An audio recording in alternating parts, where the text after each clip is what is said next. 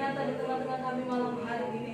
Engkau yang bertata di atas pujian penyembahan kami, di atas segala-galanya Tuhan. Terima kasih Tuhan, terima kasih.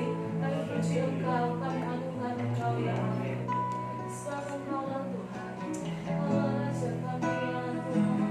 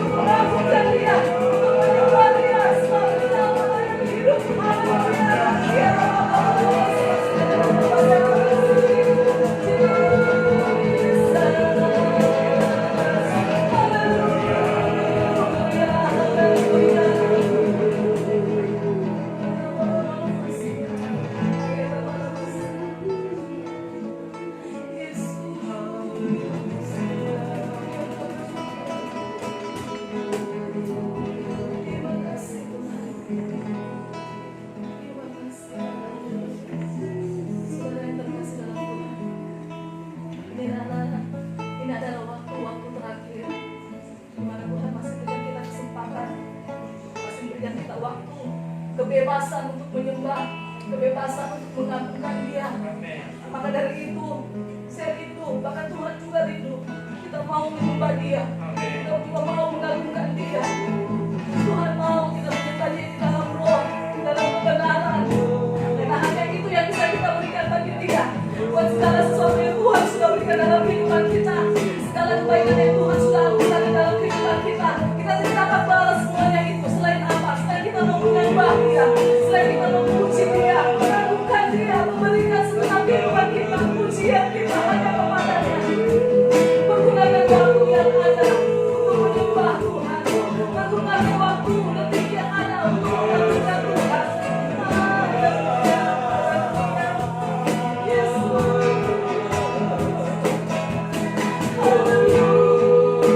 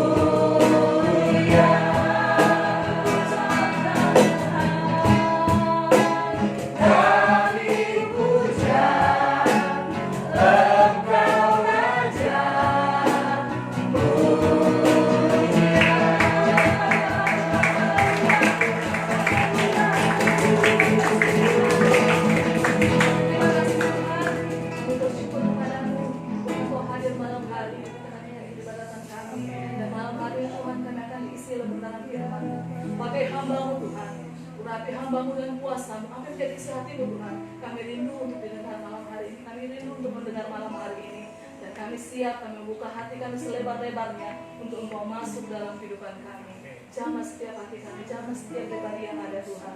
Di dalam nama Yesus kami terima firman-Mu. Haleluya. Amin. Layaklah segala bangsa sujud kepadamu, segala layak kudus, layak disembah.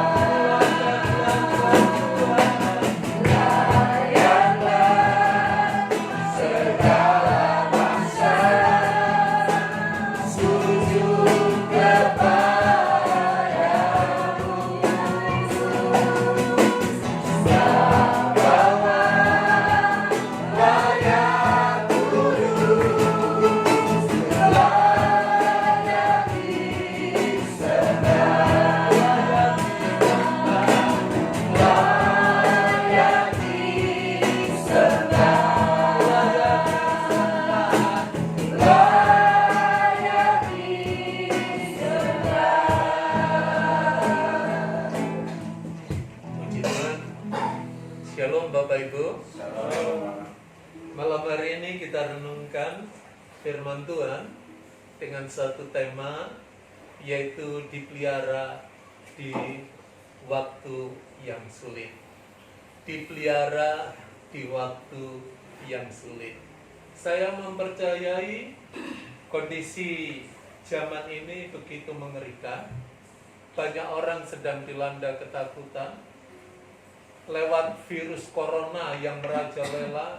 Bukan cuma berdampak bagi kesehatan yang menakutkan banyak orang, tetapi dunia bisnis, dunia perdagangan, keuangan, bahkan semuanya ikut kena imbasnya.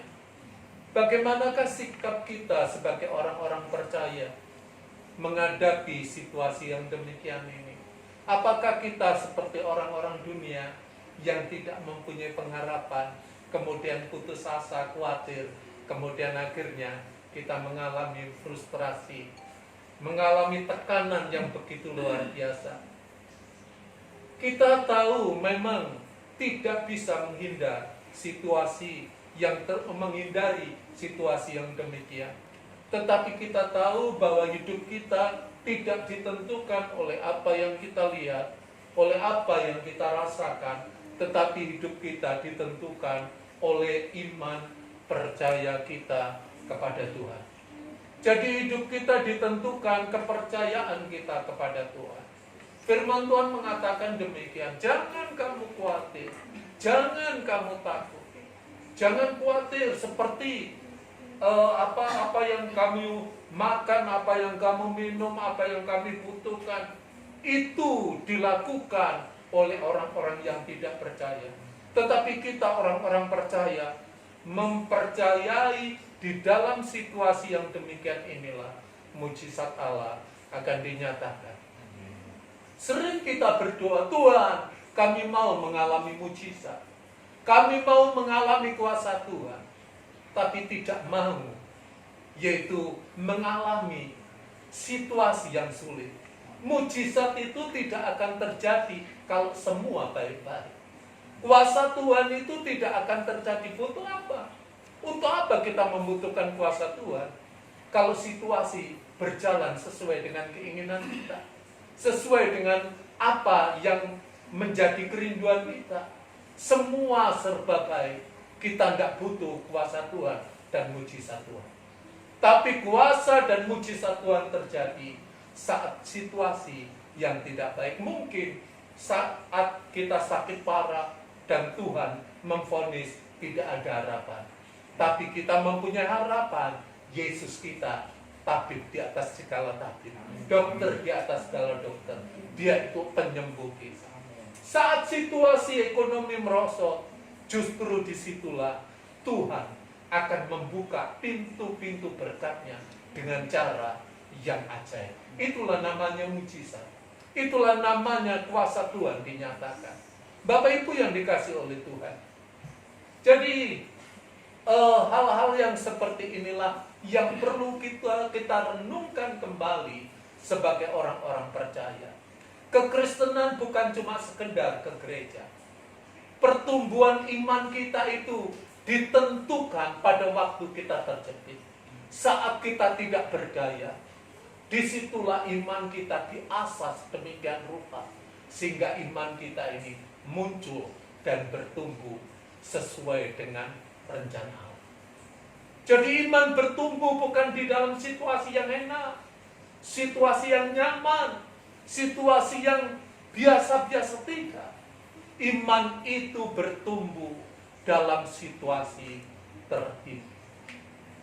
Saya diberitahu anak saya waktu dia mengikuti yaitu pembelajaran sains, di depan itu ada dua pohon mangga.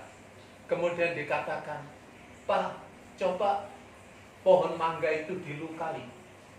Dilukai gimana?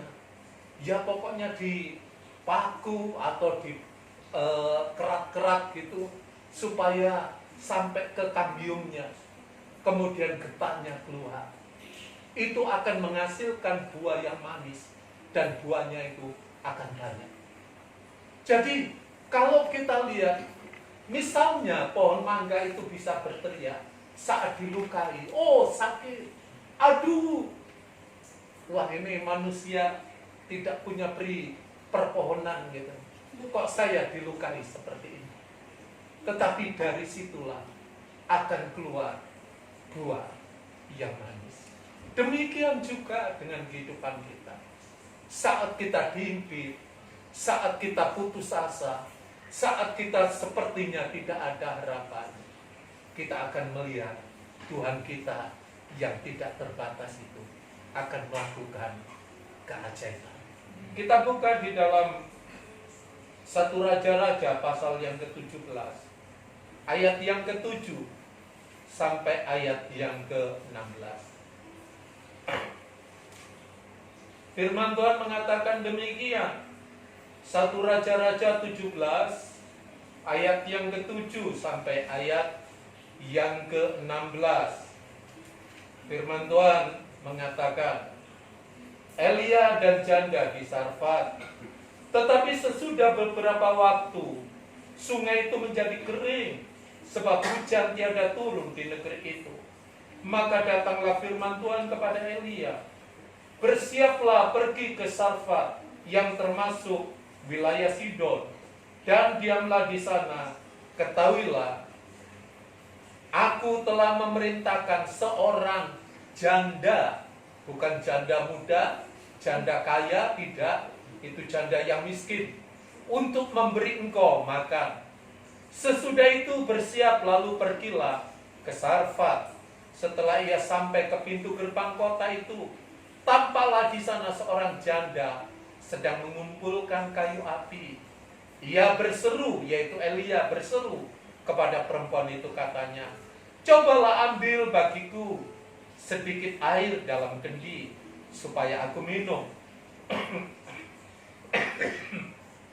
Ketika perempuan itu pergi mengambilnya, ia berseru lagi, cobalah ambil juga bagiku sepotong roti. Perempuan itu menjawab, demi Tuhan Allahmu yang hidup, sesungguhnya tidak ada roti padaku sedikit pun, kecuali segenggam tepung dalam tempayan dan sedikit minyak di dalam buli-buli. Dan sekarang aku sedang mengumpulkan 2-3 potong kayu api. Kemudian aku mau pulang dan mengolahnya bagiku dan bagi anakku. Dan setelah kami memakannya, apa? Maka kami akan mati. Tetapi Elia berkata kepadanya, "Janganlah takut, pulanglah, buatlah seperti yang kukatakan. Tetapi buatlah lebih dahulu bagiku sepotong roti, bundar kecil daripadanya, dan bawalah padaku. Kemudian barulah kau buat bagimu dan bagi anakmu. Sebab beginilah firman Tuhan, Allah Israel, tepung dalam tempayan itu tidak akan habis, dan minyak dalam buli-buli itu pun tidak akan berkurang sampai pada waktu Tuhan akan memberi hujan ke atas muka bumi. Lalu pergilah perempuan itu dan berbuat seperti yang dikatakan Elia. Maka perempuan itu dan dia serta anak perempuan itu mendapat makan beberapa waktu lamanya. Tepung dalam tempayan itu tidak habis, dan minyak dalam buli-buli itu tidak berkurang, seperti firman Tuhan yang diucapkan dengan perantara Elia. Bapak Ibu yang dikasihi oleh Tuhan, kita melihat satu peristiwa janda Sarfat mengalami kesulitan. Elia, hamba Tuhan yang mengenal Tuhan, yang takut Tuhan, juga menerima imbasnya dari masalah itu. Orang percaya atau orang tidak percaya mengalami semua kesulitan. Tetapi anehnya, Tuhan memelihara dengan cara yang ajaib. Saat itu di Israel tidak turun hujan selama 3,5 tahun. Karena Raja Israel itu memberontak kepada Allah. Tidak mau menyembah Tuhan yang hidup, menyembah Allah Israel, tetapi menyembah yaitu dewa-dewa Sidon, dewa-dewa yaitu Esibel, yang disembah oleh Esibel. Kemudian Tuhan marah, Tuhan menghukum orang Israel. Kemudian terjadilah dengan ucapan seorang nabi yang bernama Elia. 3,5 tahun tidak ada hujan. Kekeringan melanda di mana-mana, kegersangan ada di mana-mana, kematian ada di mana-mana. Semua serba sulit. Tidak ada makanan, tidak ada minuman. Bapak Ibu yang dikasih oleh Tuhan, sampai Elia ini disuruh oleh Tuhan pergi ke sungai Kerit untuk minum air sungai itu. Dia juga merasakan kesulitan. Dia juga merasakan kesusahan, penderitaan.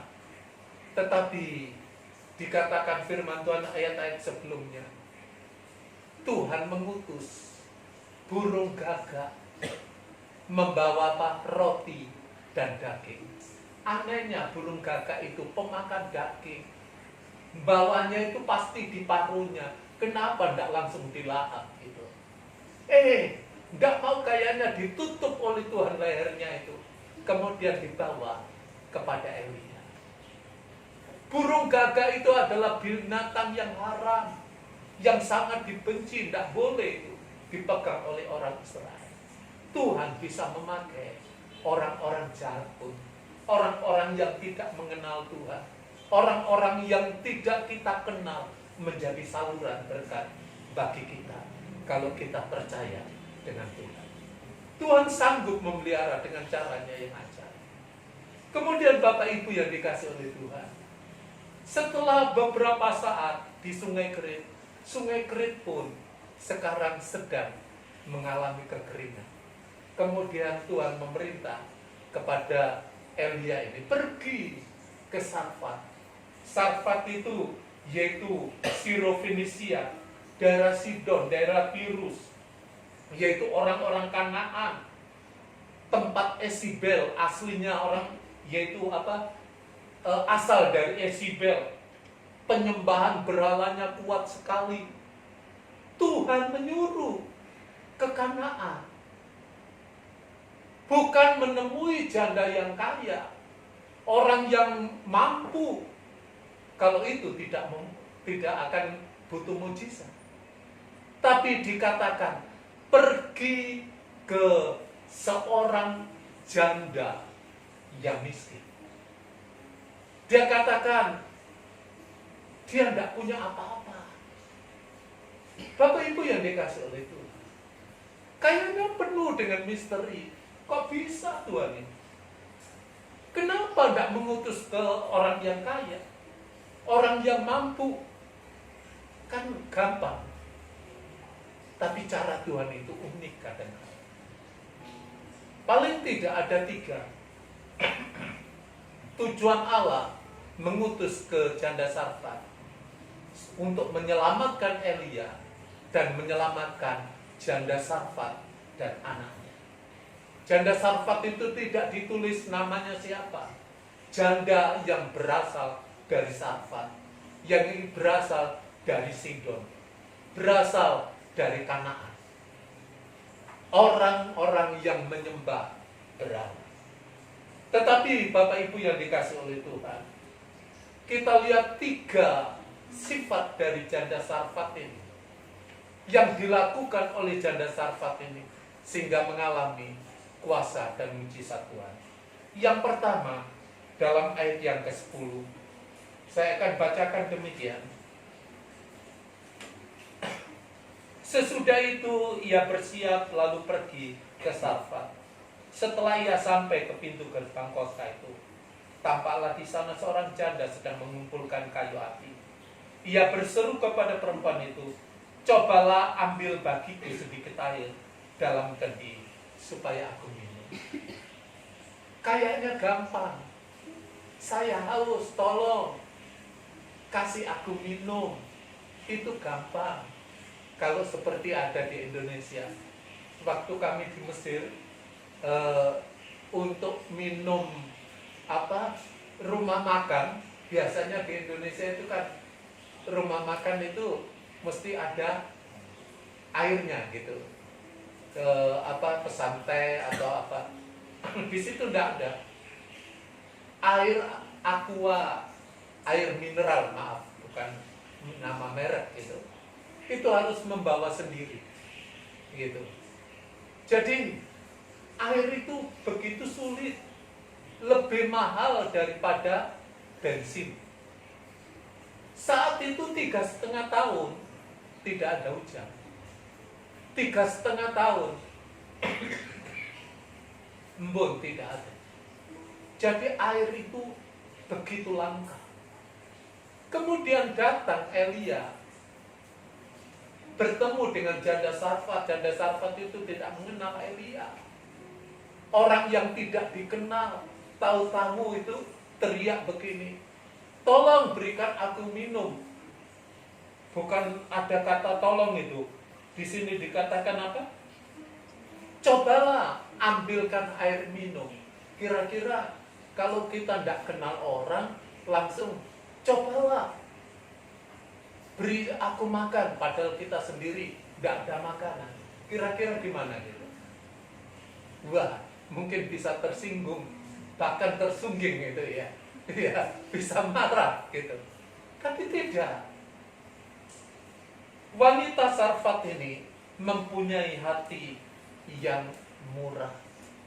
Hati yang dipenuhi dengan kasih, yang dipenuhi dengan kemurahan. Sebenarnya itulah sifat Yesus yang sebenarnya. Yesus itu pada waktu melihat orang yang susah, dikatakan waktu yaitu Lazarus mati, kemudian Maria dan Marta menangis, dikatakan maka maskullah hati Yesus. Kemudian pada waktu banyak orang kelaparan, hatinya dipenuhi dengan belas kasihan. Ini karakter ilahi sebenarnya. Jadi dikatakan ambillah air. Waktu itu air itu sangat sulit, tetapi mungkin masih ada sedikit dalam kendi. Sudahlah, berbagi tidak apa-apa. Itu dalam hati janda Sarfat. Bapak Ibu yang dikasih oleh Tuhan, kadang-kala keegoisan itu menguasai manusia. Manusia itu lebih mementingkan diri sendiri. Untuk diri sendiri aja susah, bagaimana mau menolong orang lain? Bagaimana bisa membantu orang lain? Bapak Ibu yang dikasih oleh Tuhan, firman Tuhan mengatakan kalau kita menolong orang yang paling hina, sama saja menghutangi Tuhan, mempiutangi Tuhan.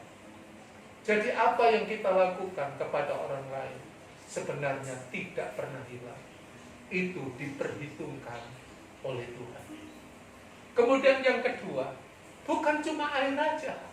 Ini semakin melunjak ya Elia itu. Berikan aku apa? Makanan, roti. Oh, tak todok kamu. Ini air aja susah. Sekarang minta roti gitu. Minta roti. Kemudian jawabannya, Tuhan, aku tidak punya apa-apa. Yang ada itu cuma segenggam tepung. Dan sekarang aku mengumpulkan ranting sedikit, memasaknya dan makan dengan anakku. Setelah itu kami akan mati. Sebenarnya orang ini sedang mengalami keputusasaan, kondisi yang sulit. Tetapi kesulitan itu dapat dikalahkan dengan kemurahan hati. Kemurahan hati itu mengalahkan semua keegoisan. Bapak Ibu yang dikasih oleh Tuhan. Kemudian yang kedua, yaitu wanita ini menjaga mulutnya. Secara manusia, mungkin dia bisa marah karena dia itu tidak mengenal Elia. Kalau kita baca ayat yang ke-12, di situ dikatakan dia mengutarakan sebenarnya. Banyak orang yang mengatakan, oh saya tidak punya apa-apa, emas dan perak tidak punya, tapi dolarnya banyak, gitu. Simpanannya banyak, gitu. Itu banyak yang demikian itu. Tapi dia tidak punya apa-apa. Tapi dia tidak pernah mengeluarkan kata-kata yang marah, makian kepada Elia. Kemudian dia mengatakan tidak punya apa-apa. Dia sedang putus asa, tidak mempunyai pengharapan, mau makan dan mati. Jadi mulut ini yang kita jaga. Mulut ini cenderung untuk kita mengeluh. Mulut ini cenderung kita mengucapkan kata-kata negatif. Tidak tahukah setiap ucapan kita itu pasti terjadi. Firman itu dekat, ada di dalam hati kita dan ada di mulut kita. Kalau kita mengucapkan perkataan yang positif terus, maka sesuatu yang positif itu akan terjadi. Kalau kita mengucapkan hal-hal yang negatif, pasti itu juga akan terjadi. Jadi apa yang kita ucapkan sebenarnya itu keluar dari hati kita. Mari kita belajar mengucapkan firman, karena dari situlah kuasa Tuhan terjadi. Kemudian sifat yang ketiga atau yang dilakukan oleh janda Sarfat itu, ayat 13 dan 15. Setelah diberitahukan itu, padahal orang Sidon itu tidak mengenal Yahweh, tidak mengenal Tuhan Allah Israel itu, tetapi dia mempercayai dan dia taat melakukan itu, mengambil kemudian memberikan kepada yaitu Elia. Bapak Ibu yang dikasih oleh Tuhan, kita bisa memberi tanpa ketaatan, tapi orang yang taat pasti bisa memberi. Ketaatan itu sangat penting. Orang bisa mempersembahkan tanpa ketaatan, tapi orang yang taat pasti bisa mempersembahkan yang terbaik untuk Tuhan. Tuhan menuntut ketaatan kita, hidup di dalam kebenaran firman, hidup di dalam kasih karunia Allah, berjalan sesuai dengan rencana Allah, maka sesuatu terjadi. Dan akhirnya ayat yang ke-16 itu akibatnya. Setelah 3 hal dilakukan oleh janda Sarfat, maka ayat yang ke-16 mujizat terjadi, yaitu tepung itu tidak pernah habis, terus dimasak, muncul lagi, Loh Pak, itu tidak mungkin. Ya tidak mungkin secara logika, tidak mungkin secara nalar sehat. Tapi kita tahu mujizat itu masih berlaku bagi kita. Mujizat itu masih berlaku bagi kita. Menurut medis, istri saya itu tidak akan bisa punya anak. Tetapi Tuhan menolong sedemikian rupa. Sampai terjadi waktu tahun 92 mungkin 92 atau 91, Reinhard Bonnke pertama ke Indonesia. Ada acara KKR di Jakarta. Orang yang patah tulang itu, tulang belakang itu berjalan sampai di Surabaya itu kan dilarang gitu, karena banyak melakukan kuasa Tuhan, mujizat Tuhan. Kemudian kami melihat itu, dan akhirnya, oh Tuhan, Engkau sanggup, Engkau Allah yang mampu. Dan akhirnya lahirlah anak saya yang pertama, namanya Grace Paramitia. Grace itu anugerah, Paramitia itu bahasa Yunani, Paramitio, yang artinya yang menghibur. Jadi Bapak Ibu yang dikasih oleh Tuhan, bagi Tuhan tidak ada yang mustahil. Kuasa Tuhan itu tidak terbatas. Tapi bisa kita batasi lewat apa? Tidak percaya. Saat kita tidak mempercayai Tuhan, bukan Tuhan tidak mau melakukan mujizat, tapi kita sendiri yang tidak mau terima mujizat. Jadi Bapak Ibu, di tengah-tengah situasi yang sulit, kuasa Tuhan itu terjadi. Minyak terus keluar sampai hujan tiba, kemudian tanam dan menuai, semuanya beres. Di tengah-tengah kesulitan, mereka masih hidup karena pemeliharaan Allah yang hidup itu. Oleh sebab itu malam hari ini kita belajar bersama-sama. Andalkan Tuhan di tengah-tengah situasi yang sulit. Jangan putus asa. Tuhan itu Allah Immanuel. Saat kita teriak, oh Tuhan aku tidak mampu, Tuhan ada bersama dengan kita. Dia tahu pada waktu kita menangis. Dia tahu pada waktu kita merintih. Dia tahu pada waktu kita berteriak. Karena Dia Allah yang ikut merasakan beban apa yang ada di dalam hidup kita. Kiranya lewat firman Tuhan ini menjadi bagian dalam kehidupan kita. Tuhan memberkati. Amin. Mari kita tundukkan kepala. Kita berdoa.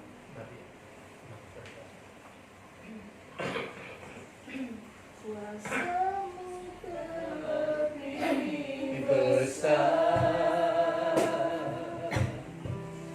Tuhanku terlebih besar, tak pernah terlambat janji-Mu ya Tuhan, menolong hidupku. Kuasa Tuhan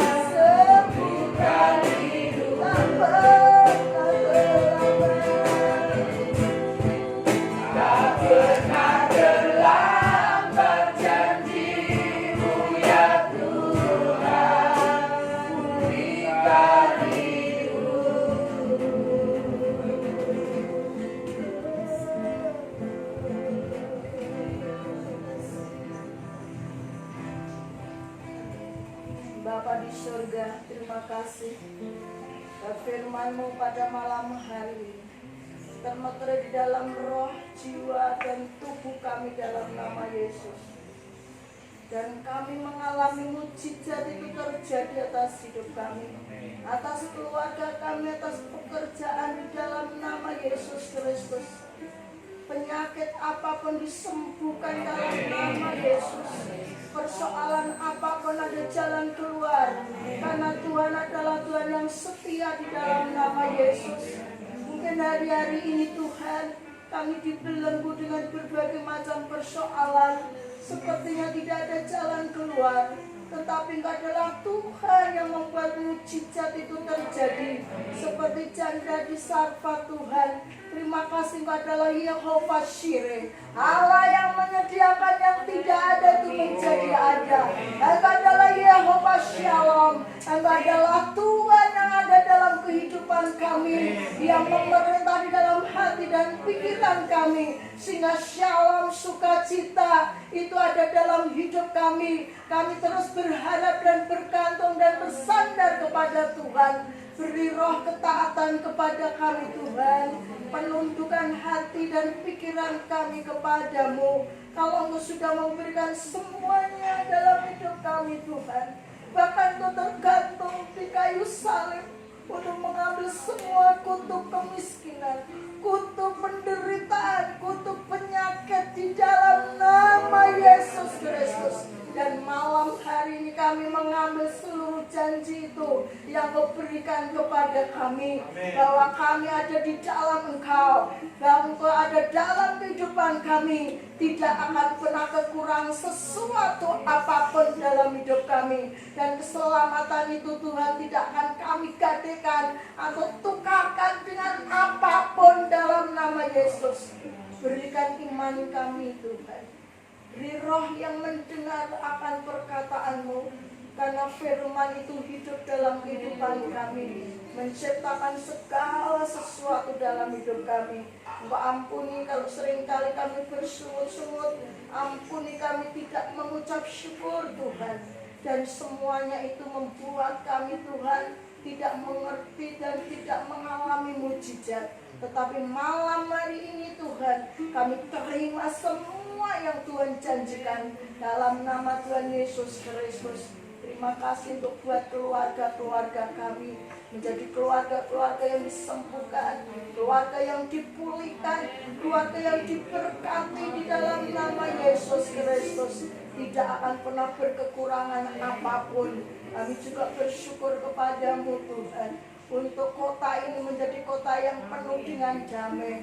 Kota ini diberkati oleh Tuhan, sehingga jiwa-jiwa yang ada di penduduk kota ini disembuhkan dalam nama Yesus Kristus. Mereka yang sedang menderita sakit Tuhan, kejaman, Engkau jangkau hati mereka. Baik itu mereka yang menghadapi kesulitan, Tuhan Engkau ada bersama dengan mereka. Bahkan Engkau membuat mujizat di tengah-tengah kesulitan yang ada. Di dalam nama Tuhan Yesus Kristus, Tuhan memberkati bangsa ini Tuhan. Bangsa ini bersinar, bangsa ini diberkati oleh Tuhan. Dilalukan dari semua kutuk dalam nama Yesus Kristus. Dan kami percaya di tengah-tengah penderitaan ada pemeliharaan Tuhan, ada pemulihan di dalam nama Yesus Kristus. Di balik corona ada kemuliaan Tuhan dinyatakan. Lawatan Tuhan terjadi atas bangsa ini. Terima kasih Tuhan, terima kasih. Engkau melawat pribadi kami Tuhan. Engkau terus membawa hati kami untuk kami berkenan kepada Tuhan. Di hari-hari yang terakhir ini Tuhan, kami sungguh-sungguh dengan Tuhan secara pribadi. Terpujilah nama-Mu. Terima kasih Tuhan, Engkau telah memberkati kami, baik itu yang hadir maupun yang tidak hadir pada malam hari ini, bahkan yang mendengarkan dimanapun berada, sejauh mana dapat ditangkap firman Tuhan yang ada di kota maupun yang ada di bangsa ini. Kami percaya bahwa firman itu tidak akan berlalu daripadanya.